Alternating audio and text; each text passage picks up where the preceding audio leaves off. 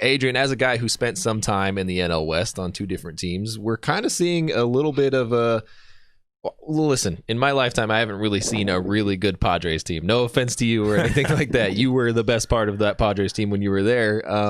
Hey, put some respect on Jake Peavy's name. There you go. In your mind, what you're seeing right now from the Padres, from the youth movement in that team to just the all-around competitiveness that they're putting it up, what have you seen coming out of San Diego, and what do you expect from them in the future? I mean, first of all, I do want to say that I was in the last National League West Division team from the Padres. There was some good mojo vibes that I brought over to the Dodgers as far as winning NL West titles. And as far as the Padres moving forward, I mean, obviously they have Tatis, that's going to be, the rock of how they build their team. They got some other players. Obviously Machado's there and Hosmer are there. Which are really good guys to complement Tatis. I don't know what their catching situation is with the two catchers they acquired, but it comes down to pitching, and it comes down to, for a team like the Padres, it comes down to focusing on how to beat the Dodgers. And I know that teams don't want to say like, oh, we're setting up our team to beat another team. We're setting up our team to be the best team possible. That's what they're going to say.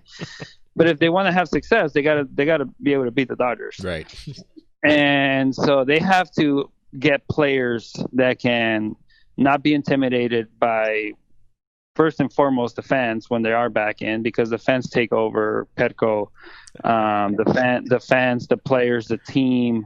There seems to be that, aura of, you win a game and you think you think you did so much, when in reality, like, it's just a game, And the teams that get to the playoffs consistently, they know that every game is just a game. You have to try and win every game, but win or lose, it doesn't change the dynamic of, the win-loss record, or the path to the playoffs.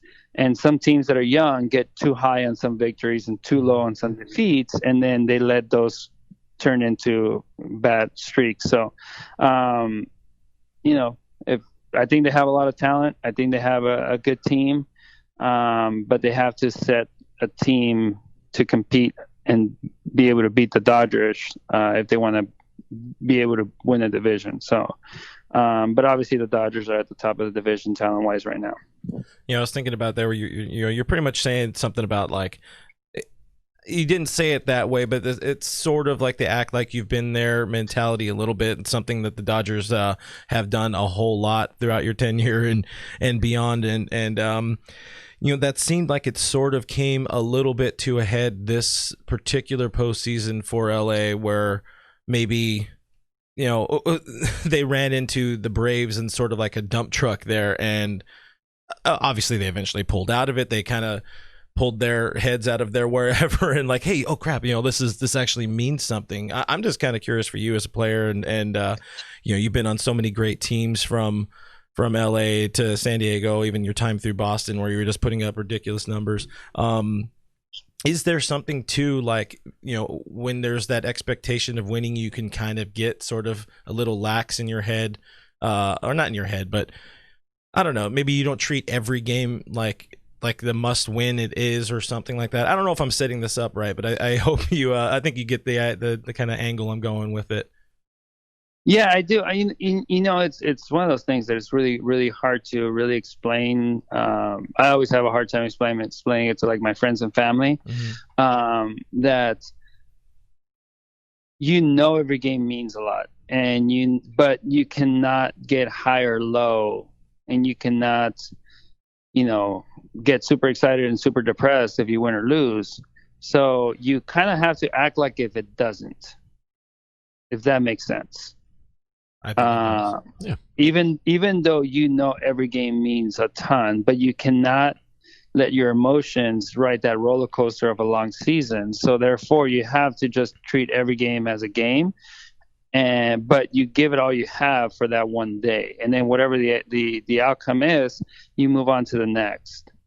It's the longest season in any sports, obviously, other than this year, and it's a big roller coaster ride, and you cannot let the highs get too high or the lows get too low. So even though sometimes the outside perspective seems like, oh, they're getting lackadaisical, I promise you inside the clubhouse, everybody's putting in their work and everybody's doing everything they can to win every game.